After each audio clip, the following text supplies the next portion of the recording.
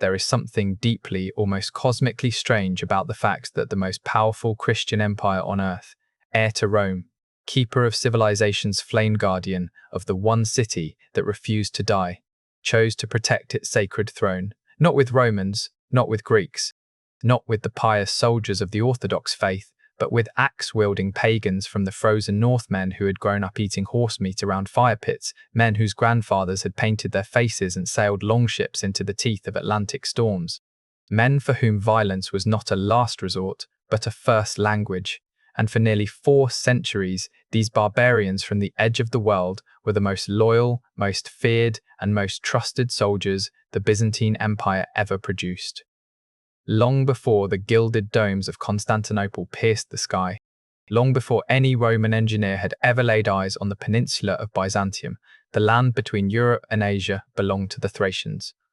A fierce, tattooed people who painted their bodies with intricate geometric designs, worshipped gods of war and harvest, and buried their dead with gold torques and iron weapons. The Thracians called themselves the most numerous people in the world after the Indians, and the Greek historian Herodotus, who visited their territory in the 5th century BC, marveled at their warrior culture, their practice of selling their own children into slavery rather than endure poverty, and their deep reverence for a god of war who demanded blood sacrifice. These were not a people easily forgotten. When the Greek colonists arrived to establish the trading post of Byzantium around 657 BC, they did not find empty land. They found a world already ancient, already soaked in sacrifice, already watching the straits between 2 continents, with eyes that had seen empires rise and fall before the first Greek trireme ever rounded the headland. The Thracians would eventually fade, absorbed into the great churn of conquest and assimilation, but they left something behind in the soil, a certain wildness, a certain understanding that this particular strip of land, this hinge between worlds, would always attract the hungry and the powerful, and that whoever held it would need more than walls to survive.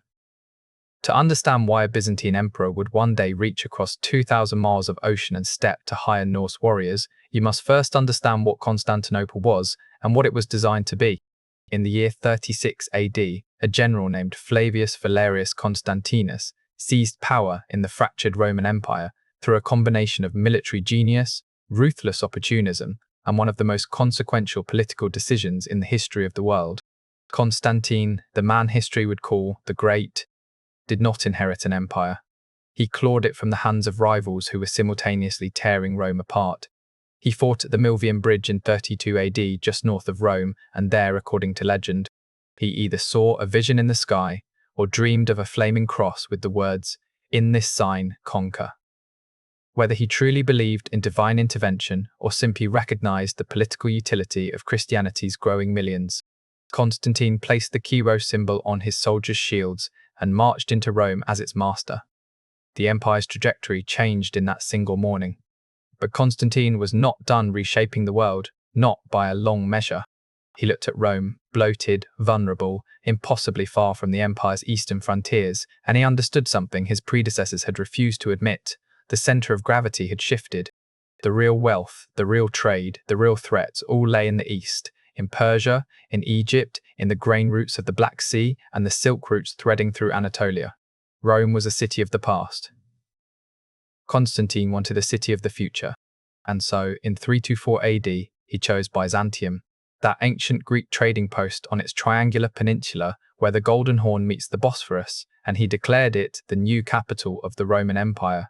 He named it Constantinople. He ordered it built with the obsessive grandeur of a man who understood that power must be made visible, that legitimacy lives in stone and marble and gold. Within 6 years, Constantinople had a hippodrome modelled on the Circus Maximus, an imperial palace complex that sprawled across the hill above the sea, walls of staggering thickness, and a population being drawn in by free grain, free circuses, and the electric sense of witnessing history.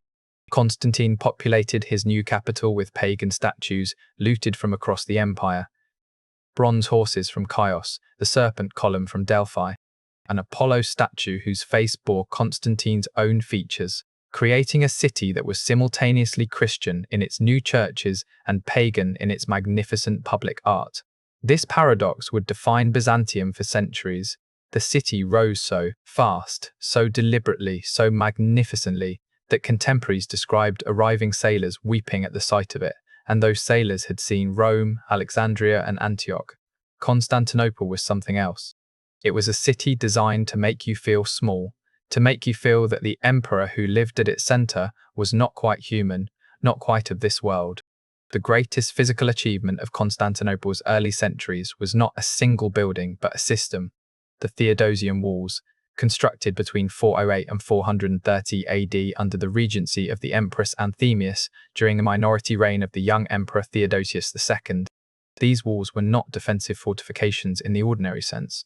They were a statement about the nature of Byzantine civilization, a declaration that this empire had conquered time itself. The Theodosian walls stretched for nearly 5.5 kilometers across the landward side of the peninsula, and they were not a single wall but a system of 3 layered defenses, an outer wall 9 meters high, then a broad terrace bristling with towers.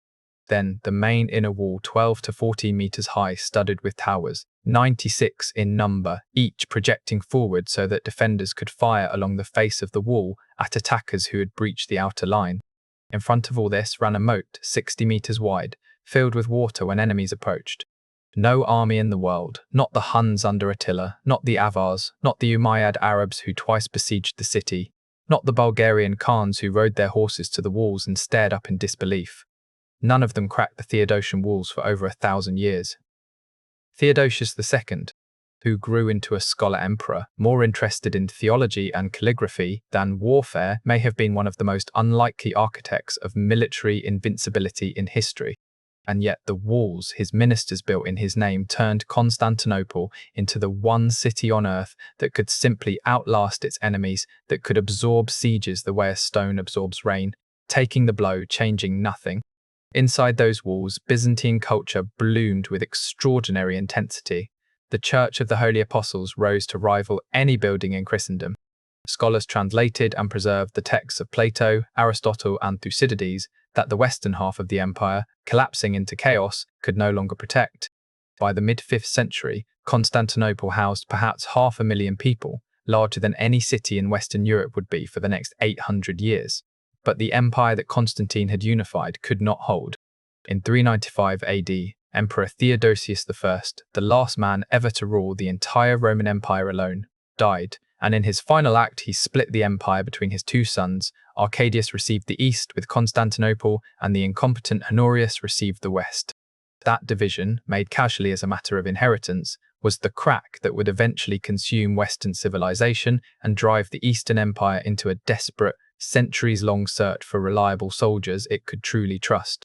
With the permanent division of the empire and the catastrophic collapse of the West, Rome sacked by Visigoths in 410 AD, the last Western emperor deposed in 476 AD, Constantinople found itself as the sole surviving heir of Roman civilization, surrounded by enemies on every frontier and profoundly, dangerously aware that its survival depended on military power, that its increasingly bureaucratic, increasingly civilian ruling class struggled to reliably generate from its own population.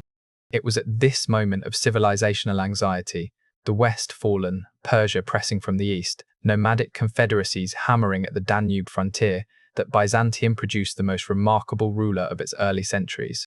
Flavius Petrus Sabatius Justinianus, born in 482 AD to a peasant family in Dacia, rose through his uncle's connections at the imperial court and seized the throne in 527 AD as Emperor Justinian I. He was not a soldier himself. His greatest campaigns he delegated to a general of genius named Belisarius. But he was something rarer, a man of total, almost supernatural will who worked through the nights while his Empress Theodora slept, who drove his bureaucrats, his lawyers, his architects, and his generals with the same ferocious energy, who seemed to believe that if you simply refused to accept that something was impossible, it ceased to be impossible. Justinian looked at the wreckage of the Western Empire. Vandals in Africa, Ostrogoths in Italy, Visigoths in Spain, and decided, with breathtaking audacity, that he would take it all back. He also looked at the legal chaos of centuries of contradictory Roman law, and decided he would rationalize the entire system. He looked at the burned ruin of the Hagia Sophia, destroyed in the Nika riots of 532 AD, when the Constantinople mob almost killed him. and decided he would build something so magnificent that the world would never be able to imagine it burned. Justinian's greatest achievement was actually two achievements, delivered simultaneously, each transformative on its own, together almost impossible to comprehend as the work of a single reign. In 533 AD, his legal scholars, led by the jurist Tribonian, completed the Corpus Juris Civilis, the body of civil law, a systematic compilation, rationalization, and codification of centuries of Roman legal tradition. This document did not merely organize old laws, it distilled a philosophy of governance of rights, of the relationship between state and citizen that would form the legal foundation of every Western European legal system, from the medieval period, through the Renaissance, through the Napoleonic Code, through the civil law traditions that still govern most of the world today. When a French lawyer argues before a court, or a Spanish judge interprets a contract, they are, in some ghostly, attenuated but real sense, working within a framework that Justinian scholars built in Constantinople in the 6th century. That alone would have made Justinian immortal. But he was also building the Hagia Sophia, the great church, designed by the architects Anthemius of Tralles and Isidore of Miletus, rose between 5030 and 5037 AD, 5 years to build something that architects today still struggle to fully explain. The Hagia Sophia's central dome, 31 meters in diameter and rising 55 meters above the floor, appeared to contemporaries to float without support. The historian Procopius wrote that it seemed suspended from heaven by a golden chain. The dome sat on a ring of 40 windows that flooded the interior with golden light, creating the illusion that the massive structure had no weight at all, that you were standing inside a building that existed outside the ordinary laws of physics.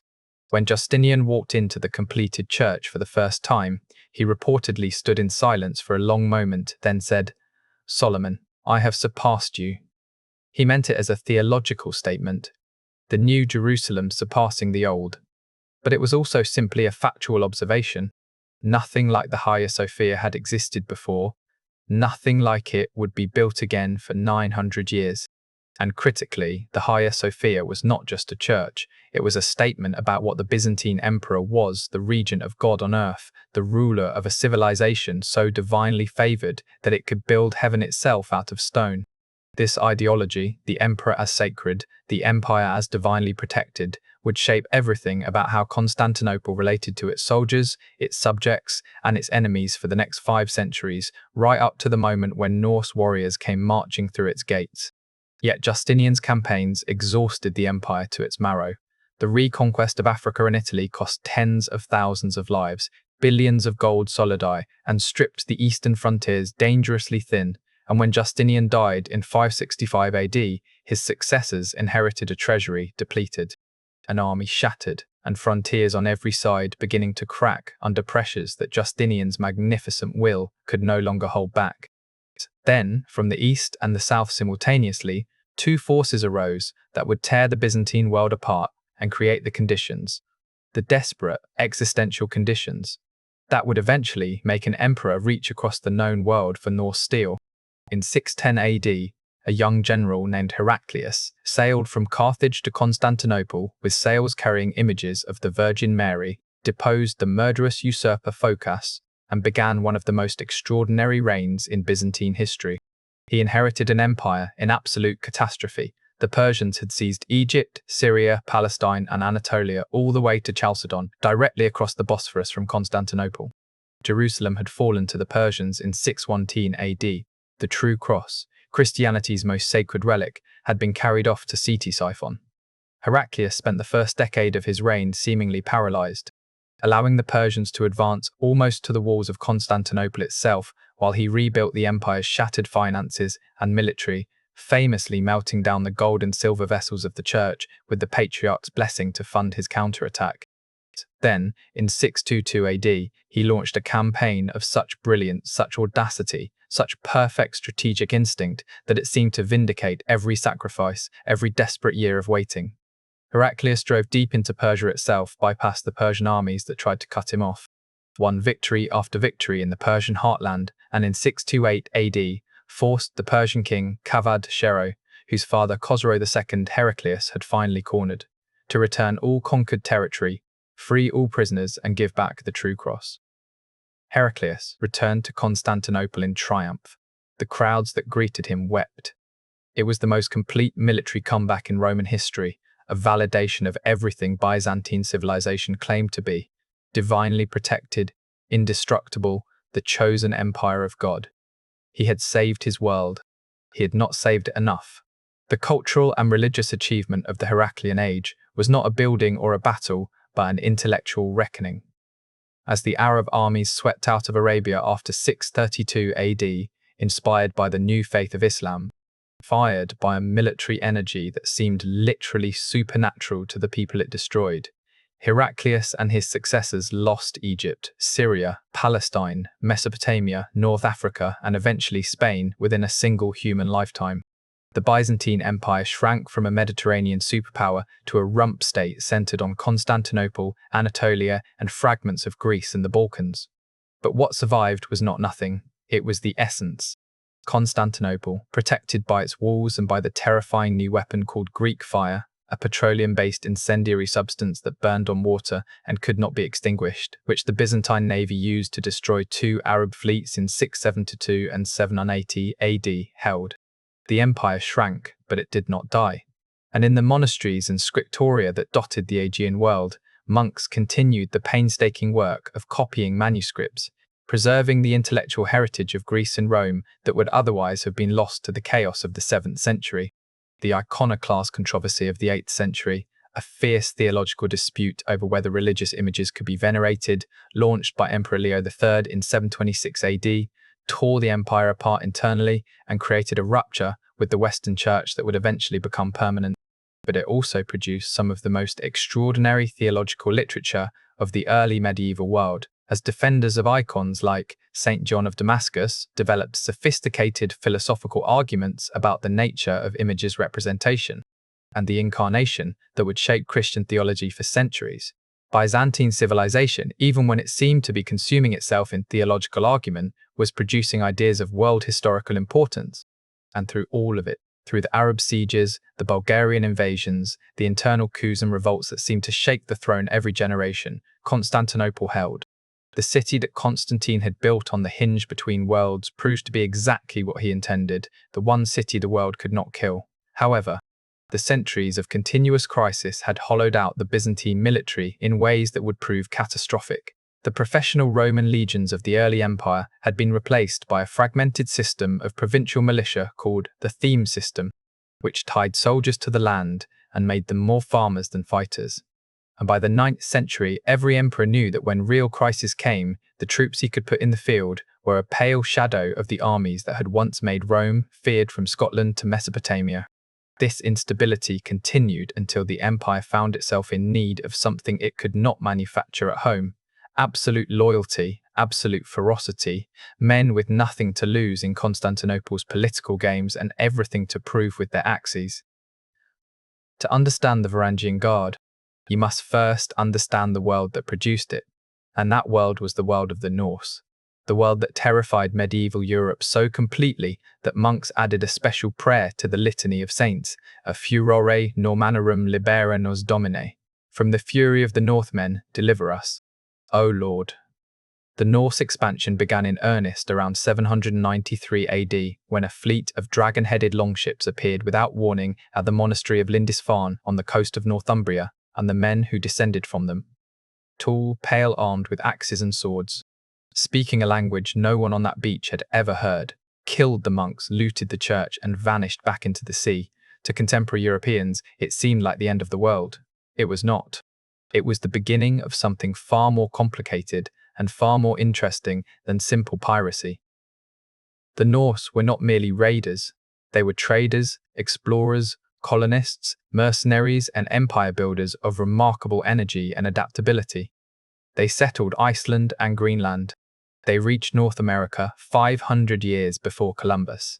In the west, they seized Normandy from the Franks and eventually conquered England. But it was in the east that their story took its most extraordinary turn. From Sweden, bands of Norse traders and warriors called the Russ, possibly from the Finnish word for Sweden, ruotsi, or possibly from the Norse word for men who row, began pushing south and east along the river systems of what is now Russia. The Dnieper, the Volga, the Don, these great waterways became Norse highways, carrying amber, furs, honey, and slaves from the Baltic to the Black Sea and the Caspian. In 839 AD, Norse emissaries appeared at the court of the Frankish Emperor Louis the Pious, having travelled from the land of the Rus, claiming to bring a message from their king. Louis was suspicious. They looked too much like Swedes, and Swedes were currently raiding his coasts. He was right to be suspicious. These men were Swedes. They were also something new, the first documented members of a Norse diaspora that was quietly, systematically colonizing the river routes of Eastern Europe, establishing trading posts that would become the cities of Kiev, Novgorod, and eventually Moscow. The Varangians, from the Old Norse Varinjar, meaning men of the pledge, men bound by oath, were the Norse mercenaries and traders who navigated this Eastern world. They dealt with the Khazar Khaganate, with the Volga Bulgars, with the Arab merchants of Baghdad who paid spectacular prices for furs and slaves. And eventually, inevitably, they came to the walls of Constantinople. Constantinople's gold called to them like a fever. The Norse sagas called Constantinople Miklagafur, the great city, and for Norse warriors, getting there was a life goal, a pilgrimage of ambition, a test of manhood. They first attacked it. In 860 AD, a fleet of Norse ships appeared in the Bosphorus and terrorized the suburbs of Constantinople, while the Emperor Michael III was away campaigning against the Bulgarians. The raid accomplished little militarily. The Rus fleet withdrew before the emperor returned, but it sent a shockwave through the empire. Who were these people? Where had they come from? What did they want? The answers to those questions, when Constantinople's diplomats finally worked them out, suggested something remarkable. These northern warriors were not merely enemies. They might be the most valuable military asset in the world, if only one could afford them and control them, and Byzantium had the gold to do both. The cultural achievement of the Norse-Byzantine encounter was not military, it was commercial and diplomatic, a meeting of civilizations that transformed both sides. The Norse who travelled east found themselves navigating not just rivers but entire worlds. A Norse trader who left Birka in Sweden in the 9th century and successfully reached Constantinople would have travelled nearly 3,000 kilometres, portaged their boats over watershed divides, traded with a dozen different cultures, survived raids from the Pechenegs and Khazars who haunted the river routes, and finally arrived at a city of such staggering wealth and sophistication that many men simply stayed, abandoning their plans to return home. Constantinople absorbed Norsemen the way it absorbed everything. It took their skills, found them useful, and gradually wrapped them in gold and silk and Orthodox Christianity until the wild men of the north became something altogether stranger and more interesting. Byzantine merchants travelled north in return, carrying silks and glassware and precious metals that have been found in Norse graves from Norway to Russia, evidence of a trade network of extraordinary reach. The Norse runic alphabet, applied to Byzantine objects, appears on artifacts across the entire arc from Scandinavia to the Black Sea, a linguistic fossil record of the journeys these men made. In Hagia Sophia itself, carved into the marble of the upper gallery, are runic inscriptions made by Norse visitors or guardsmen. One reads simply, Halfdan carved these runes, and another may read, Ari made, before it breaks off. These men, standing in the greatest church in Christendom, surrounded by gold mosaics and the smell of incense, needed to leave their mark. They were Vikings, they could not help it. And this irrepressible, indelible Norseness, this absolute refusal to be entirely absorbed, was precisely why they would become invaluable to the emperors they served. A Byzantine soldier might be bribed, a Byzantine general might be tempted by ambition, a Byzantine noble might nurse old grievances or harbour new aspirations. But a Norseman, far from home, bound by the sacred oath of the Varangian, surrounded by comrades who shared his language and his gods, that man had nowhere else to go, no political faction to join, no family connection to exploit. His loyalty was purchased with gold and maintained by pride, and in the treacherous world of the Byzantine court, that was the rarest commodity on earth. Yet the Norse world that was sending these extraordinary men eastward was itself about to undergo a transformation.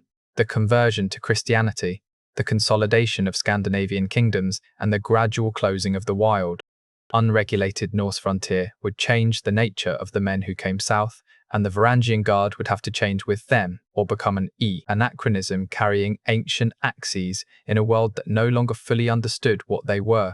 With the fall of the purely pagan Norse world, the stage was cleared for something new, the formal institutionalization of Norse military service in Constantinople, the creation of the most famous foreign guard in the history of the world. The formal creation of the Varangian Guard was not a gradual evolution.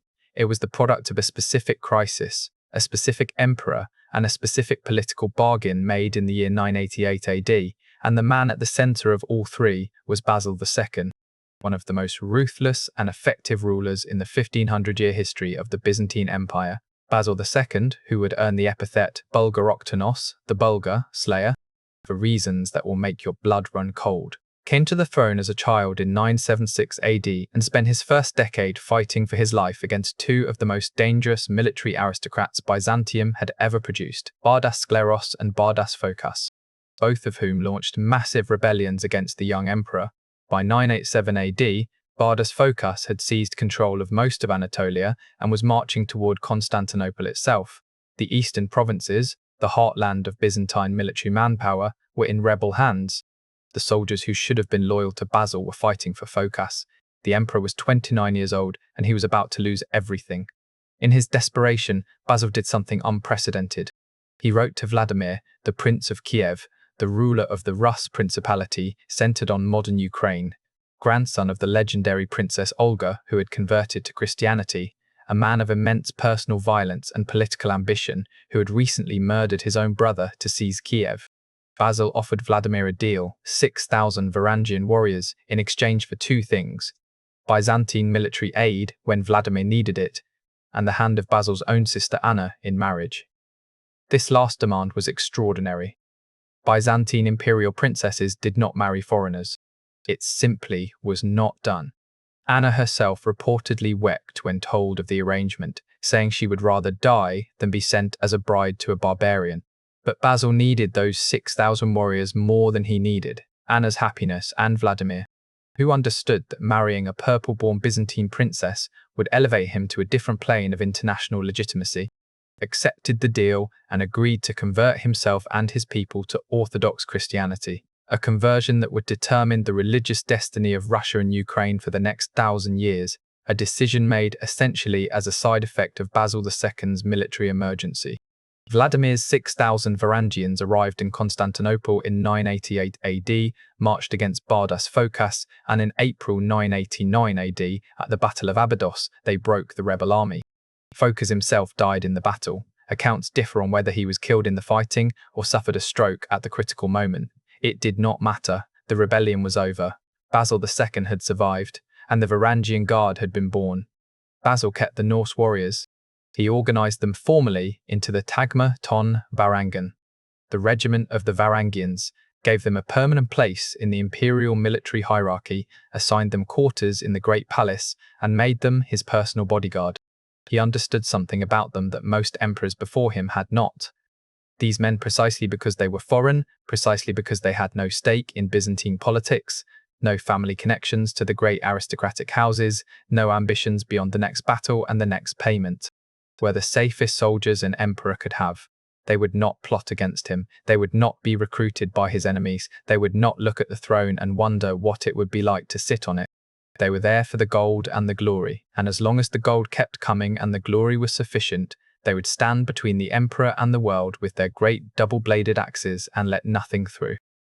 The Varangian Guard at its height, roughly the late 10th through the 12th centuries, was the most elite fighting unit in the Byzantine military, and its achievements spanned 3 continents and touched nearly every major military event of the era. Basil II himself used his Varangians not just as a palace guard but as a shock assault force, deploying them at the front of his battle line because their combination of size, ferocity, and the terrifying momentum of the two-handed Dane axe made them uniquely effective at breaking enemy formations. The Dane axe, the pelekes, as the Byzantines called it, was a weapon that had no real equivalent in Byzantine military tradition. A Norse Dane axe had a blade up to 30 centimeters wide on a haft up to 1.5 meters long, and in the hands of a trained Varangian warrior, it could cleave through a horse's neck, split a shield in two, cut through chainmail, and decapitate an armored man with a single blow. Byzantine soldiers, trained to use spears and swords and bows, watched the Varangians fight with something between professional admiration and genuine unease. These men fought differently, not the disciplined formation-based warfare of the Roman tradition, but something raw and more personal. A style that seemed almost to enjoy the chaos of close combat that got more effective as a battle got more confused, as the lines broke and it became a matter of individual killing.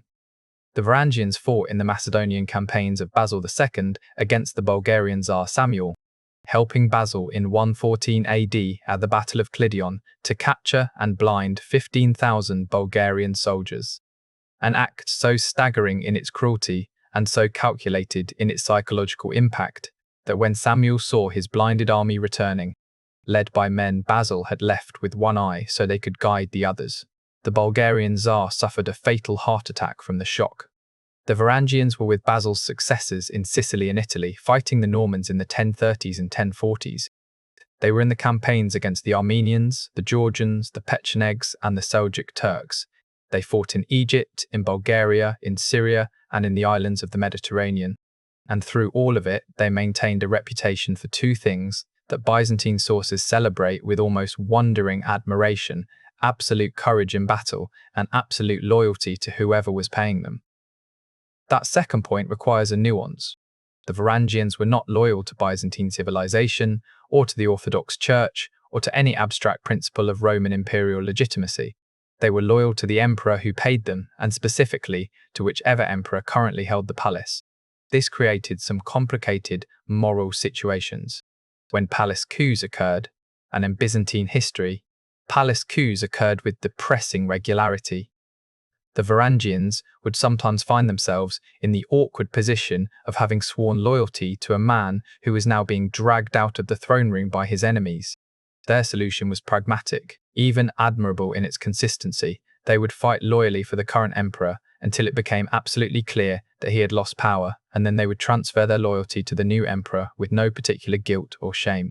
Collect whatever bonus was traditionally paid to the guard upon a new emperor's accession, a bonus so substantial and so reliable that it became known as the gold of the Varangians, and go back to standing at doors with their axes. This was not treachery. This was the clearest possible understanding of the terms of their employment. They sold their swords and their bodies. They did not sell their souls. And remarkably, in 4 centuries of Byzantine palace politics, there is almost no recorded instance of a Varangian guardsman attempting to seize power himself, of a Varangian commander deciding that his axe entitled him to the throne. They came from a world of kings and jarls, of men who fought for power constantly. They simply chose, collectively, not to fight for power here, because this was not their world, this was not their throne, and the gold kept coming as long as they remembered that distinction. That discipline, that collective self-denial, was perhaps the most extraordinary thing about them. The cultural dimension of the Varangian Guard extended beyond battlefield achievement.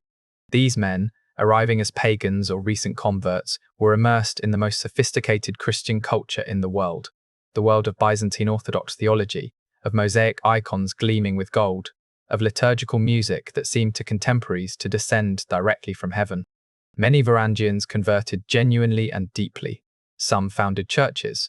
Some became monks in their old age.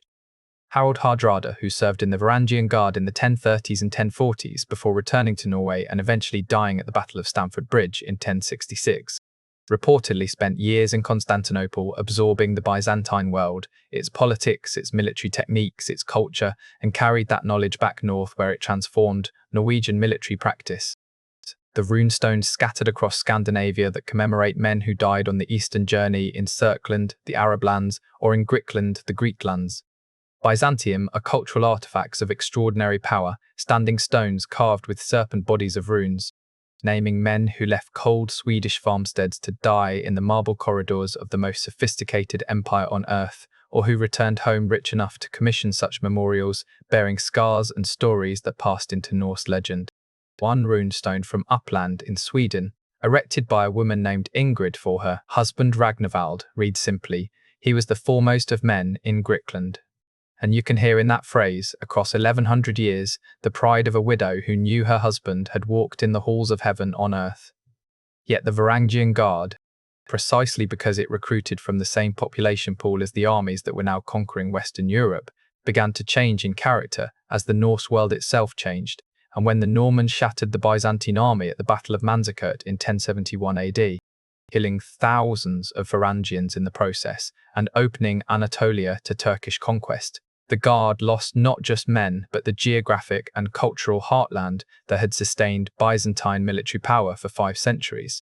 Then, from the north, a man arrived who would become the most famous Varangian who ever served. And his story is so improbable, so operatically dramatic, so perfectly calibrated to illuminate everything extraordinary about the Varangian experience that it seems almost too good to be true. His name was Harald Sigurdsson, and he came to Constantinople in approximately 1034 AD at the age of approximately 19. Already a refugee from his own country, already scarred by the Battle of Stiklestad in 1030 AD, where his half-brother King Olaf of Norway had been killed, and young Harald had barely escaped with his life crossing into Russia bleeding and half dead. He had spent years at the court of Yaroslav, the Wise of Kiev, who was himself the son of Vladimir, the same Vladimir who had sent those original 6,000 Varangians to Constantinople 2 generations earlier. Harald was tall, even by Norse standards. Later sagas describe him as nearly 7 feet tall, though this is almost certainly exaggerated, though it is equally certain that he was physically imposing in a way that people remembered. He was intelligent, strategic, politically aware in a way that many pure warriors are not, and he burned with ambition of a specific kind. He wanted his throne back. Not just any throne, the throne of Norway, which the Danish king Knut had seized and which Harald intended to reclaim. But to reclaim a kingdom, you needed gold. And in the Byzantine Empire, specifically in its wars in Bulgaria, Sicily, and the Mediterranean, gold was available to a man willing to bleed for it. Harald served in the Varangian Guard for approximately 10 years, participating in campaigns across the entire Mediterranean theatre. He fought in Bulgaria under the general George Maniakes, in Sicily, in the Holy Land. He accumulated wealth. Byzantine gold, solidi, silks, jewels, the loot of campaigns, at a rate that would have been impossible anywhere else in the world. Byzantine sources, most notably the historian and courtier Kekamenos, writing decades later, preserve fragments of Harald's service, his courage in battle, his political canniness, his complex relationship with the Byzantine court. He was promoted, he won honours. He sent treasure north to Yaroslav's court for safekeeping. And then, around 1044 AD, he left, having apparently accumulated enough wealth and enough military reputation to go home and make his bid for power. The manner of his departure is disputed. Some accounts suggest he left with the emperor's blessing. Others, including some Norse sources, suggest he departed under something of a cloud, having been accused of withholding booty that should have gone to the emperor, and having used his position to pursue romantic interests in ways that the palace found inconvenient. Harald himself, in the skaldic verses attributed to him, hints at a more complicated relationship with Byzantium, admiration for its wealth and sophistication, disdain for its courtly intrigues, pride in his own northern identity. What happened next is history that even people who know nothing about Byzantium know, even if they do not know the connection. Harald Hardrada, the name means hard ruler, returned to Norway, fought his way to the throne, ruled for 20 years as one of the most formidable kings in Scandinavian history, and in 1066 AD launched an invasion of England to claim the English throne. He landed in Yorkshire with a fleet of 300 ships and an army of Vikings, won the Battle of Gate Fulford, and then met Harold Godwinson's English army at the Battle of Stamford Bridge on September 25, 1066. He was killed there by an arrow that reportedly hit him in the throat, the last great Viking king dying on English soil. 3 days later, Harold Godwinson marched south to meet William of Normandy at Hastings, exhausted and depleted from Stamford Bridge, and lost everything. The Norman conquest of England, one of the defining events of medieval European history, the event that transformed the English language and English culture and English law, happened in part because a former Varangian guardsman chose to invade England at exactly the wrong moment. The men who changed the world at Hastings were haunted by the shadow of Constantinople.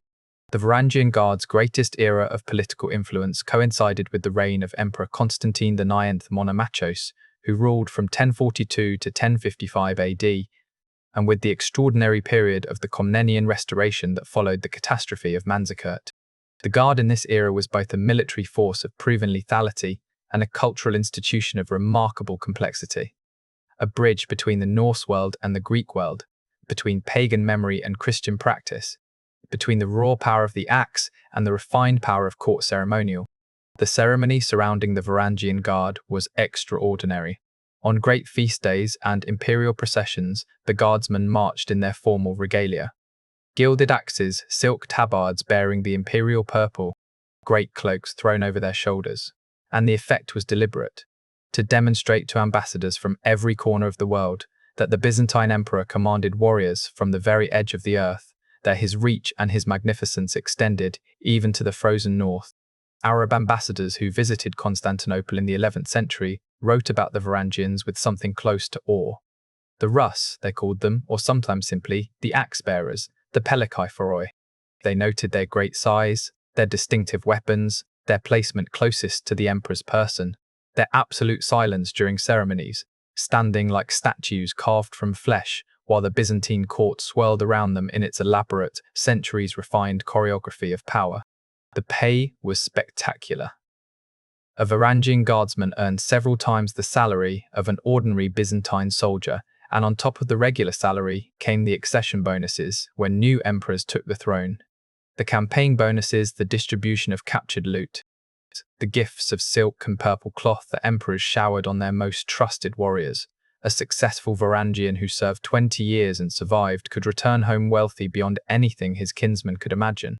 Norse sagas preserve stories of men who came back from the Eastern journey with enough gold to buy large estates, to attract followers, to enter the political life of Scandinavian kingdoms as men of real consequence. Some chose not to return at all, marrying into Byzantine families, converting to Orthodox Christianity, taking Greek names alongside their Norse ones, men caught between two worlds, belonging fully to neither, carrying the strangeness of the borderland inside them until they died. The Varangians also had an extraordinary legal privilege within the empire: the right of direct access to the emperor, the right to present their grievances in person without going through the normal Byzantine bureaucratic hierarchy. This was not merely symbolic. It meant that if a Varangian was cheated or abused, he could, in principle, march straight to the throne room and make his case. In practice, this privilege was rarely exercised, but its existence spoke to the unique relationship between the guard and the imperial family, a relationship of mutual dependency, of an intimacy that transcended the normal structures of power, that depended on something almost tribal, almost personal, in a world where most relationships were entirely transactional. One incident reported by Byzantine sources illustrates the guard's ethos perfectly. A high-ranking Byzantine official attempted to assault a Varangian woman, possibly the wife or companion of a guardsman. The guardsman killed the official on the spot, which in the normal Byzantine legal world would have been a capital offence regardless of provocation. When the matter came before the emperor, the Varangians argued their case based on their own Norse legal tradition, which permitted the killing of a man who attacked a woman under your protection. The emperor, the sources are not entirely clear on which emperor, ruled in the Varangians' favour. The guard was not subject to Byzantine law in the same way Byzantine subjects were. They lived by their own code, inside the empire, but not entirely of it, and the emperors accepted this because the alternative, treating these men as ordinary subjects, subject to ordinary Byzantine justice, would have destroyed the relationship of trust that made them valuable. But the Byzantine Empire's existential catastrophe was arriving with terrifying speed. In 1071 AD, the Seljuk Sultan Alp Arslan met the Emperor Romanos IV Diogenes at the Battle of Manzikert in eastern Anatolia, and what followed was not merely a defeat, but a dissolution. The Emperor was captured. His army destroyed Anatolia, the heartland of Byzantine military recruitment and agricultural wealth. Thrown open to Turkish settlement, and the empire that emerged from Manzikert was smaller, poorer, and more desperate than anything Constantine or Justinian could have imagined. Before we go further into the story, because we are about to enter one of the darkest and most dramatic chapters in the entire history of the Varangian Guard, I want to pause here and ask you directly if this story is grabbing you the way I think it is. If you find yourself amazed that the world was this strange and this connected and this human all at once, please hit that like button right now and subscribe to the channel so you do not miss what comes next. We have centuries more of this extraordinary story to tell, and every single era is stranger than the last. And I genuinely want to know, where in the world are you watching this from right now? Drop your city, your country, your continent in the comments below. I want to see the map light up. And while you are down there, tell me, what should the next video be? We have stories waiting about the fall of Rome, the rise of the Mongols, the secrets of the Ottoman court, the lost civilization of Carthage, the hidden history of the Silk Road, or something else entirely, something you have always wanted to understand. Your comment has a real chance of sitting at the very top of this thread and shaping what this channel covers next. The algorithm rewards you, and so do I.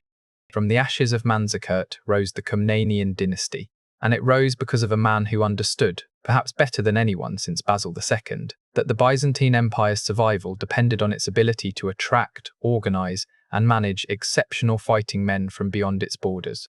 Alexios I Komnenos seized the throne in 1081 AD at the age of 23 through a coup so well planned and so rapidly executed that his contemporaries described it as practically theatrical.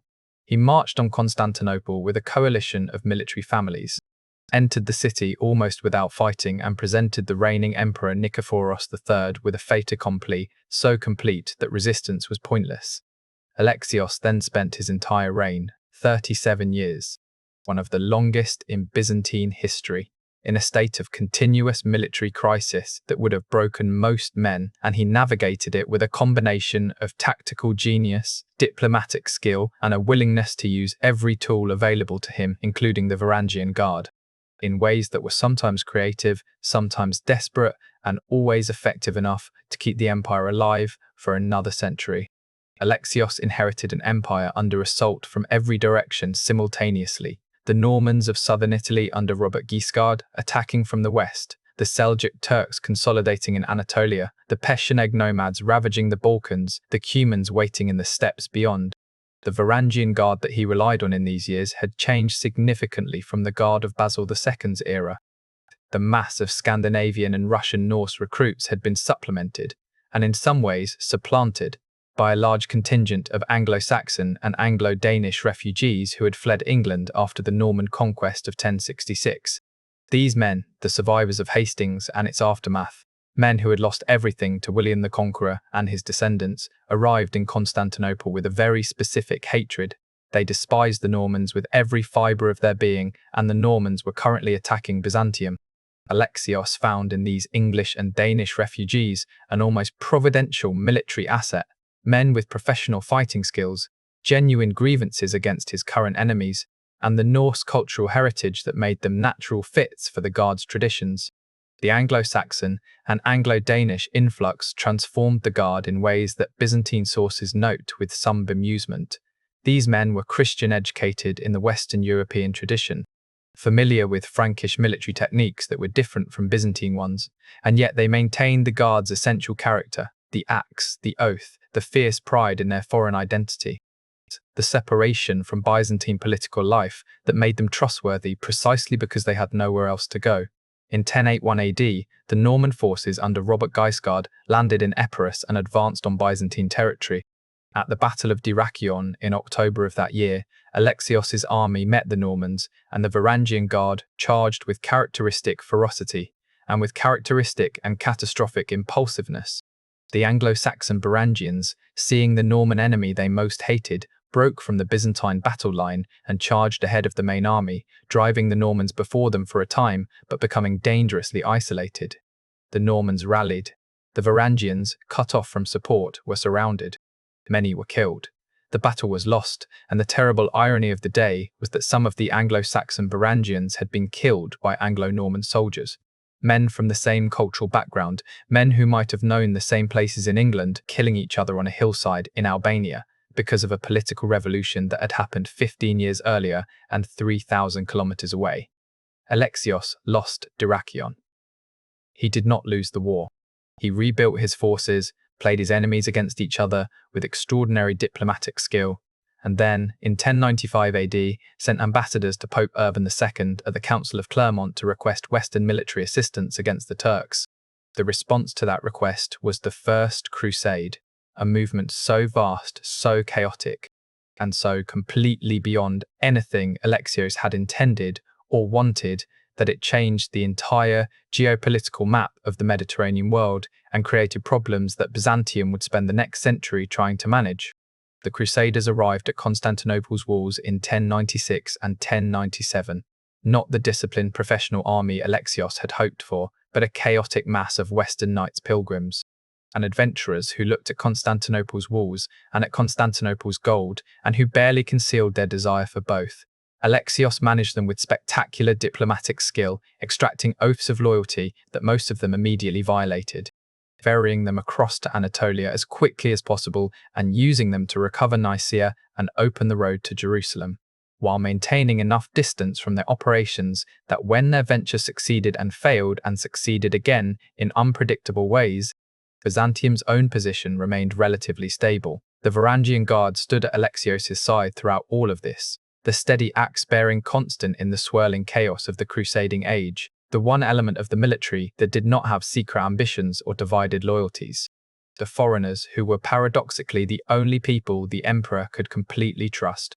The cultural achievement of the Komnenian age that most directly concerns the Varangian Guard is a literary one, the Alexiad, written by Alexios I's daughter Anna Komnena, begun around 1143 AD and completed before her death in approximately 1153 AD. Anna Komnena was one of the most remarkable intellects of the medieval world, a woman of extraordinary learning who had read the entire classical canon, who wrote Greek of a quality that her contemporaries compared to Thucydides, who brought to her subject both the intimacy of family memory and the analytical rigor of a trained historian.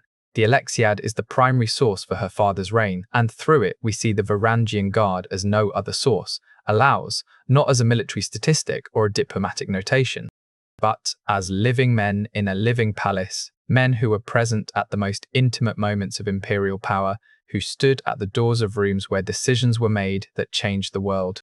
Anna describes the Guard with the mixture of admiration and slight condescension that a highly educated Byzantine aristocrat naturally brought to barbarian auxiliaries. She notes their loyalty, their ferocity, their specific usefulness in situations where Byzantine troops might be tempted to defect or negotiate, and she describes their physical presence in the palace with a vividness that brings them alive across 9 centuries. She writes of their barbaric clamour in battle, their tendency to celebrate victories with a noise that was distinctly non-Byzantine, their fierce pride in their own tradition, but she also records moments of genuine respect, moments where her father relied on the Guard, not just as axe fodder, but as a genuinely intelligent element of his strategic planning.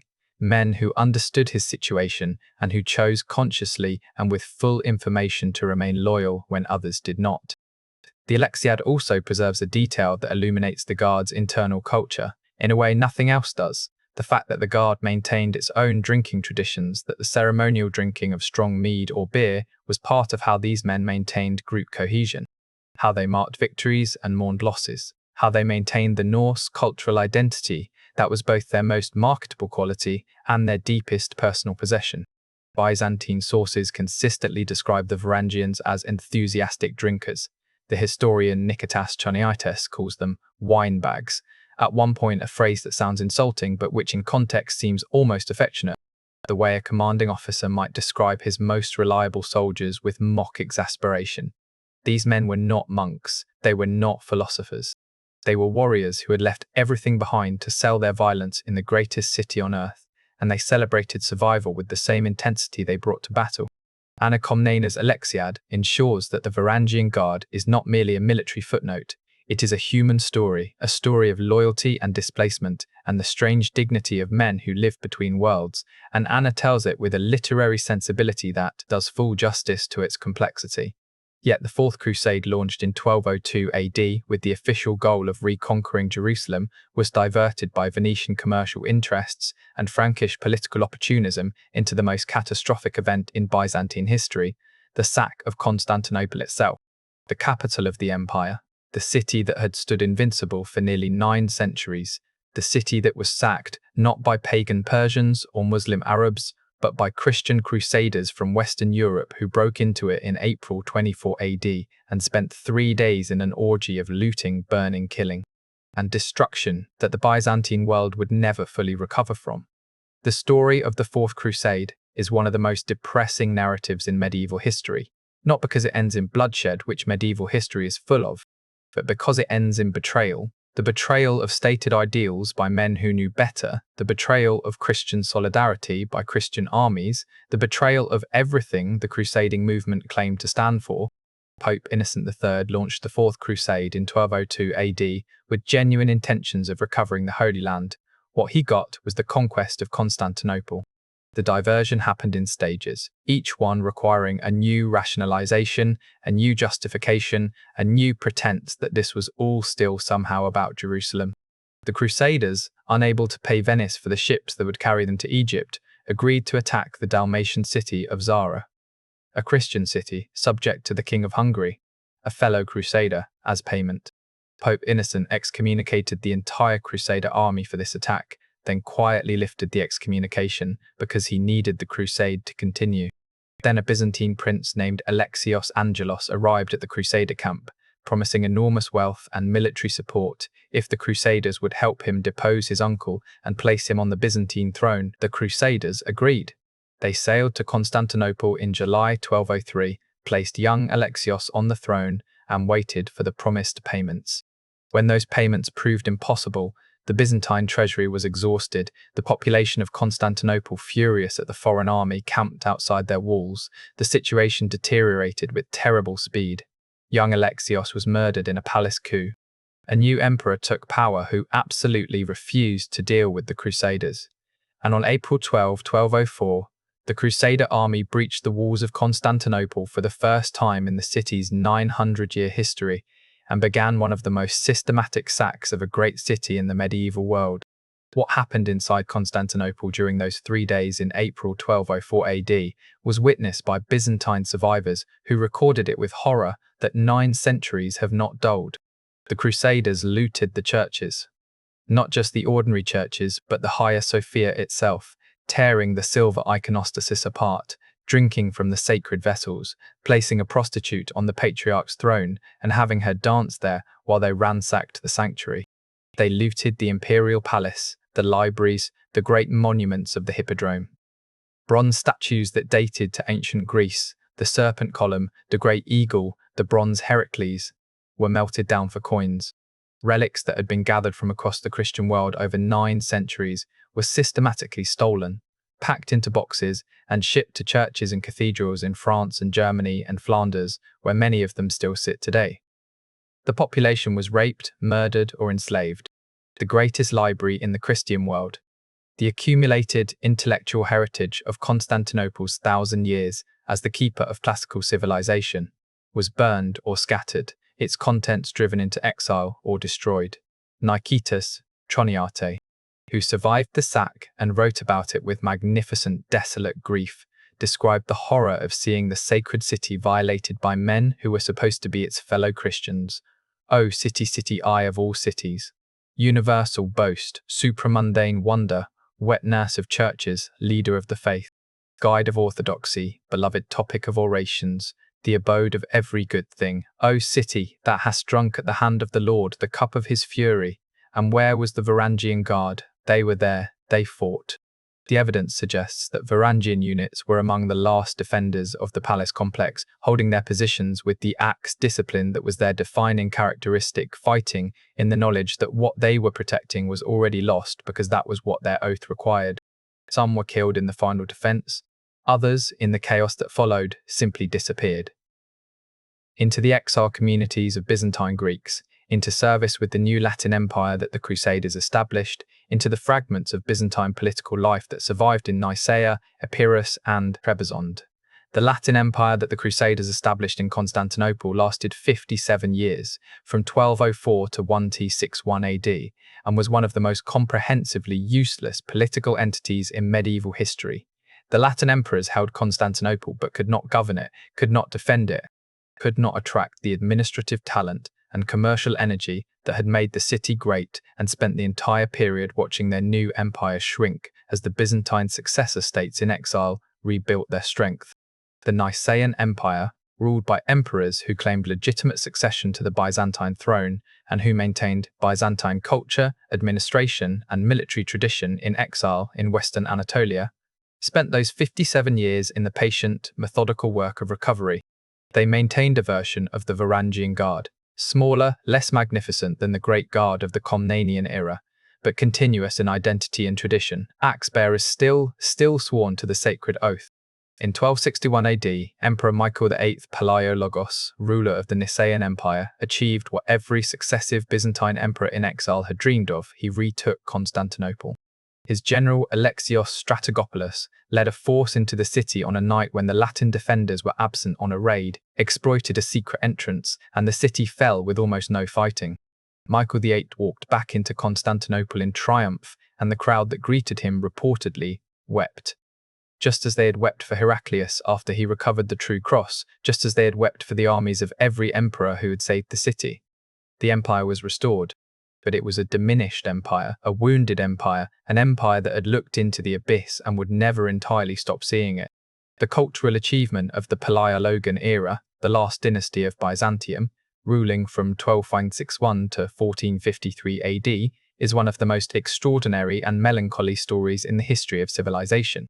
An empire that was slowly, inexorably shrinking, losing territory decade by decade to the Ottomans, produced in its final 2 centuries a cultural renaissance of staggering beauty and intellectual energy. The mosaics and frescoes of the Chora Church in Constantinople, created in the early 14th century under the patronage of the statesman and scholar Theodore Metachites, represent the peak of Byzantine visual art, figures of extraordinary expressiveness, narrative complexity, and sheer visual beauty that directly influenced the early Italian Renaissance. That Giotto saw and was transformed by that stand today in a converted mosque in Istanbul as testimony to what was possible when Byzantine civilization committed its full genius to art. The Palaiologan Renaissance produced philosophers like Gemistos Platon, who revived Neoplatonic thought and whose ideas would directly inspire the Florentine Platonic Academy of the Medici, one of the seedbeds of the Italian Renaissance. It produced historians like Nikephoros Gregoras and John Cantacuzénos, who wrote with a sophistication and self-awareness that anticipates modern historical methodology.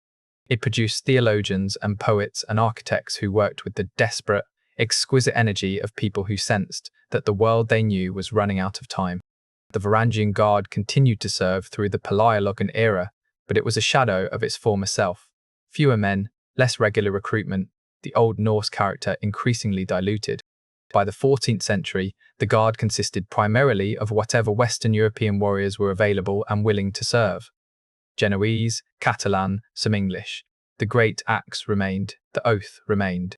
But the world that had produced Harald Hardrada and the original Rus Varangians was centuries gone, and what remained was more a tradition, a ceremonial memory of the Guard's former glory than the living military reality of the Komnenian era. Then at dawn on Tuesday, May 29, 43 AD, the army of Sultan Mehmed II broke through the Theodosian walls, the walls that had stood for 1,000 years, and Constantinople, the city that Constantine had built, the city that had refused to die through every assault history had thrown at it, fell at last.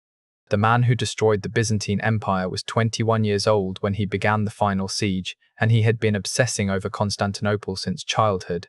Mehmed II, Mehmed the Conqueror, Fatih Sultan. Mehmed was born in 1432, became sultan for the first time at 12, was deposed after 2 years for political reasons, and returned to the throne in 1451, determined to accomplish what no sultan before him had managed, what no army in history had managed for 900 years, the conquest of Constantinople. He prepared with the systematic thoroughness of a man who has thought about nothing else. He commissioned Orban, a Hungarian cannon maker who had first offered his services to the Byzantine Emperor Constantine V and been turned away because Byzantium could not pay him, to build the largest cannon in the world, a bronze monster capable of firing stone balls weighing up to 600 kilograms, capable of throwing those balls over a kilometer.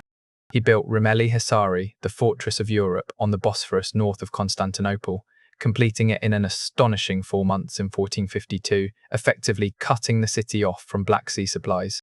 He assembled an army of between 80,000 and 150,000 men, numbers that are disputed, but which in any case dwarfed the Byzantine defence of approximately 7,000 soldiers, including between 2,000 and 3,000 Varangian guardsmen and Western European volunteers facing an Ottoman force many times their number.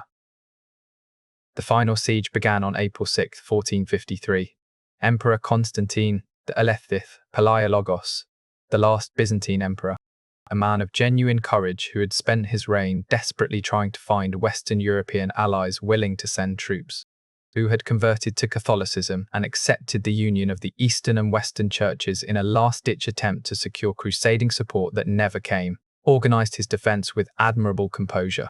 He distributed his tiny force along the walls, placed his most reliable troops at the weakest sections, and prepared to die. The Varangian Guard, or what remained of it. The sources are not entirely clear on numbers, but contemporary accounts consistently describe an inner guard of heavily armed axe-bearers maintaining position around the emperor throughout the siege, fought with the same ferocious discipline that had defined the guard for 4 centuries. They held their sections of wall against assault after assault, repelling janissary attacks that came in waves, losing men steadily to the great cannon that shook the walls day after day, watching the ancient stones crack and crumble under bombardment, unlike anything the Theodosian defences had ever faced. The defenders held for 53 days. 53 days against an army of tens of thousands with no hope of relief, the Western ships that Constantine had been promised never coming, the Pope's crusade never materializing, the Venetians and Genoese offering money they never sent and soldiers they never committed. In the early hours of May 29, 1453, Mehmed launched his final assault. The Genoese commander, Giovanni Giustiniani, who had fought brilliantly throughout the siege, was wounded and carried from the wall, and his departure at the critical moment created a rupture in the defense that the Ottomans exploited with terrifying speed. The janissaries poured through the breach.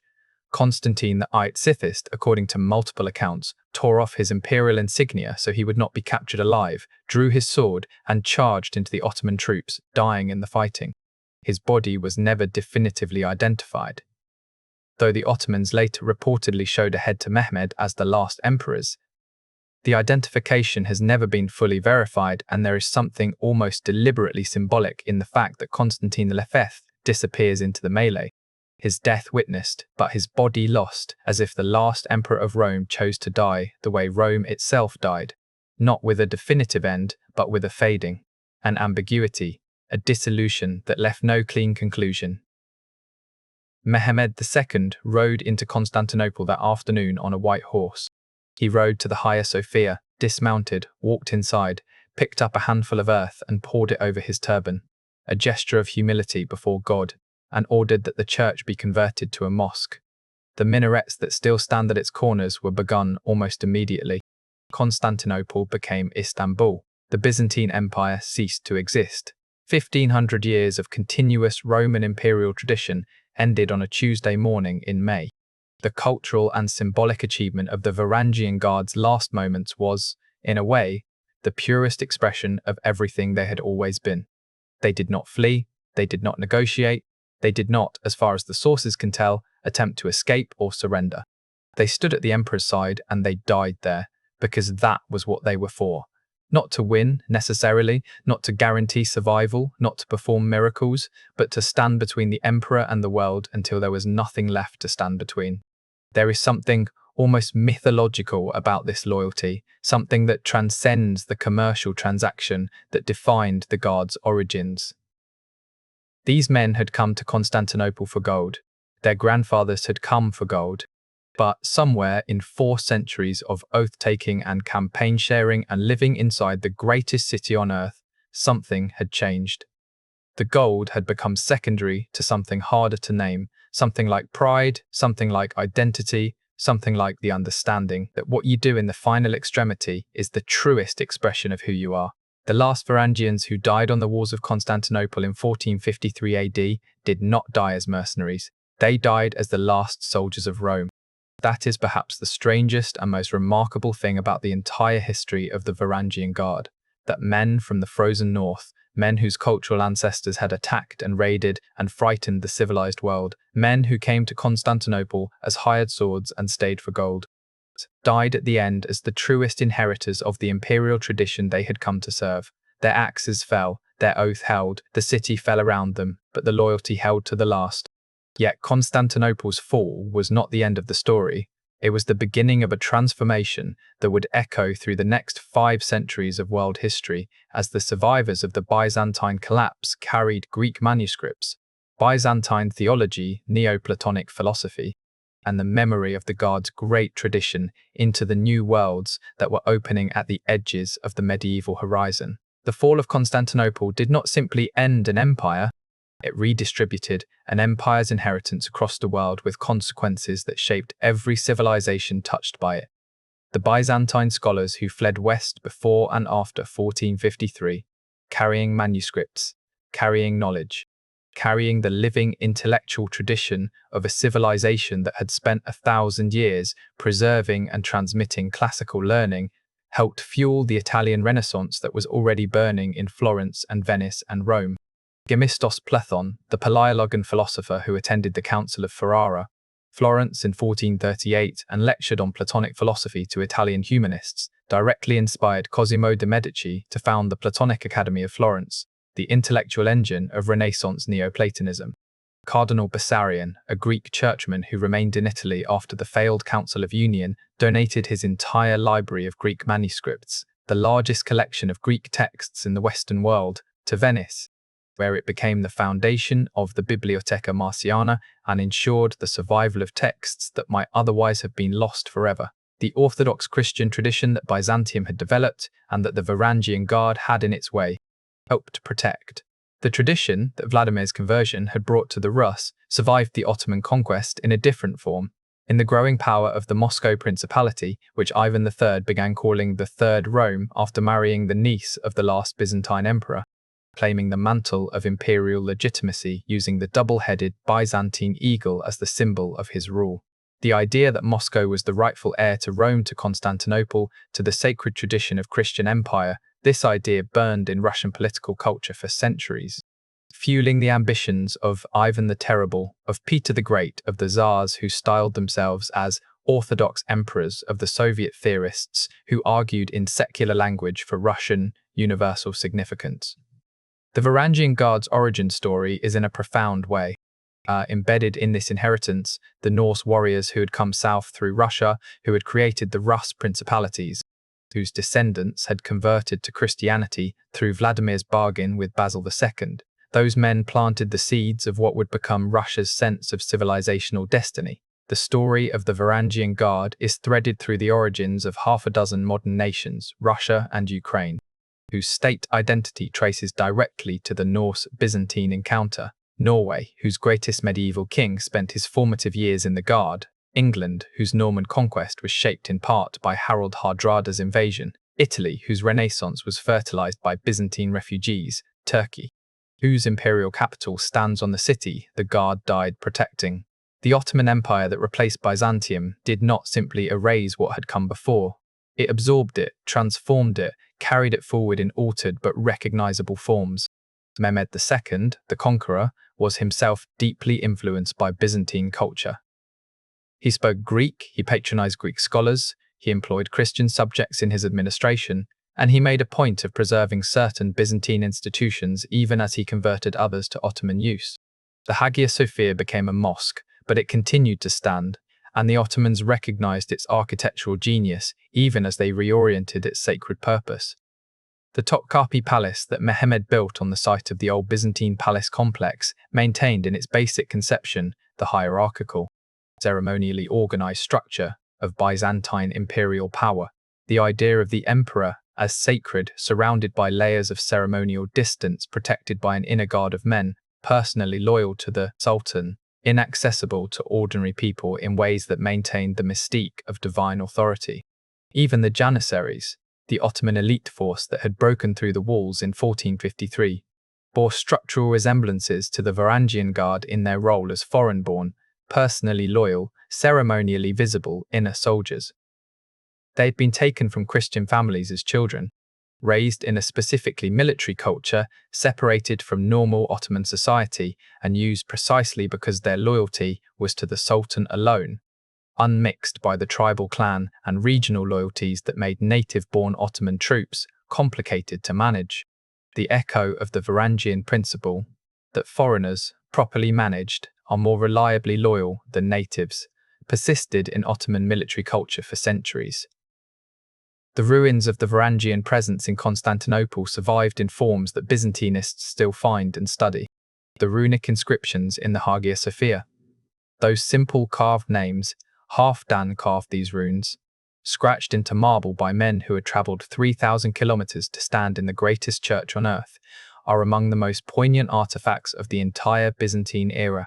They survived the Latin sack, survived the Ottoman conquest, survived 5 centuries of use as a mosque, and 8 decades of use as a museum to lie there still in the upper gallery of what is now officially called Hagia Sophia Cami, the Hagia Sophia Mosque. Returned to Islamic use by President Recep Tayyip Erdogan's government in July 2020, waiting for scholars to crouch down with flashlights and trace the letters of dead men's names. However, the most profound legacy of the Byzantine-Norse encounter, the deep, structural inheritance that shaped the modern world, was the creation of Russia itself as a coherent political and cultural entity, and the story of that creation is inseparable from the story of the Varangian Guard from Vladimir's bargain, from Basil II's desperate need for northern steel in the year 988 AD. With the fall of the Ottoman Empire after World War I, the liquidation of the old imperial order, and the emergence of modern Turkey from the ruins of Constantinople's successor state. The long story of the city that Constantine built, and the guard that protected it, entered its final, still unfinished chapter. The world the Varangian Guard inhabited, the world of Constantinople as the center of civilization, the hinge of continents, the city where Norse warriors carried Byzantine axes and died for Greek emperors, did not simply disappear in 1453. It fragmented and dispersed and transformed into the modern world we inhabit without always recognizing its origins. The Russia that Vladimir Putin governs today is in the deepest cultural sense a creation of the Norse-Byzantine encounter, of Vladimir the Great's conversion, of the Varangian mercenaries who gave Russian civilization its earliest military backbone, of the Orthodox Christianity that has shaped Russian identity for 1,000 years. The modern Greek state, which has maintained a fraught relationship with the Ottoman successor state in Turkey for 2 centuries, celebrates a Byzantine heritage that is directly continuous with the empire. The Varangian Guard died protecting the Norwegian national identity that includes Harald Hardrada as a foundational figure, carries within it the memory of a man who spent his most formative years inside the palace of Constantinople, learning what a great empire looks like from the inside. The Hagia Sophia, which became a mosque again in 2020, a decision that sent shockwaves through the Orthodox Christian world and represented for many Greeks and Russians a symbolic completion of what began on May 29, 1453, stands today in Istanbul as the most complete surviving monument to the civilization. The Guard served its great dome still carrying the weight it has carried for 15 centuries, its walls still holding the ghosts of Norse warriors who stood guard in its shadows and scratched their names into its marble because they needed the world to know they had been there. The dispute over its status, Greek sorrow, Turkish pride, Russian Orthodox outrage, Western European discomfort, is a live argument still happening in diplomatic correspondence and social media posts and United Nations debates about what the Byzantine heritage means, who inherits it, and whether the fall of Constantinople was a historical event to be acknowledged neutrally or a wound that has never fully closed, and somewhere in the upper gallery of the Hagia Sophia in the marble that has felt the weight of 15 centuries of prayer and conquest and politics and time, the name Halfdan is still carved.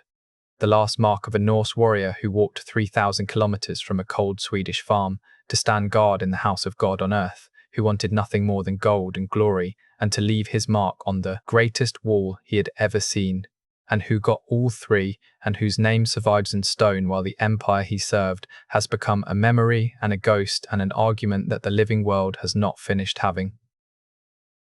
The daily life of a Varangian guardsman. To understand the Varangian Guard fully, you need to understand not just the battles and the politics, but the texture of daily life for one of these men inside the walls of Constantinople. Because the daily reality of being a Varangian was almost as extraordinary as the history they participated in. A Varangian guardsman in the 11th century woke each morning in the great palace complex, a sprawling collection of buildings, courtyards, gardens, and galleries that covered a large part of the hill above the Sea of Marmara. A complex so large and so labyrinthine that foreigners who entered it sometimes got genuinely lost wandering through marble corridors lit by oil lamps, past mosaics of gold and lapis lazuli, past doorways guarded by mechanical lions that roared and gilded birds that sang when visitors entered the throne room, all of it designed to create an overwhelming impression of impossible supernatural wealth and power. The guards' quarters were within this complex, not luxurious by Byzantine aristocratic standards, but comfortable by any other standard, certainly comfortable by the standards of a man who had grown up in a Norse longhouse in the Swedish winter. They ate well, Byzantine food, supplemented by the beer and mead that the guard maintained a tradition of brewing for itself, because Norse warriors did not drink wine if they could avoid it, and the Byzantine authorities were sensible enough not to insist. They trained daily. The double-bladed Dane axe required constant practice to wield effectively, and the guard maintained its discipline through regular drilling in the palace courtyards. They stood guard duty in rotation. At the imperial bedchamber, at the throne room, at the palace gates, at the harbour entrance, at whatever location the current threat assessment identified as most critical. Guard duty in the imperial bedchamber was perhaps the most intimate assignment.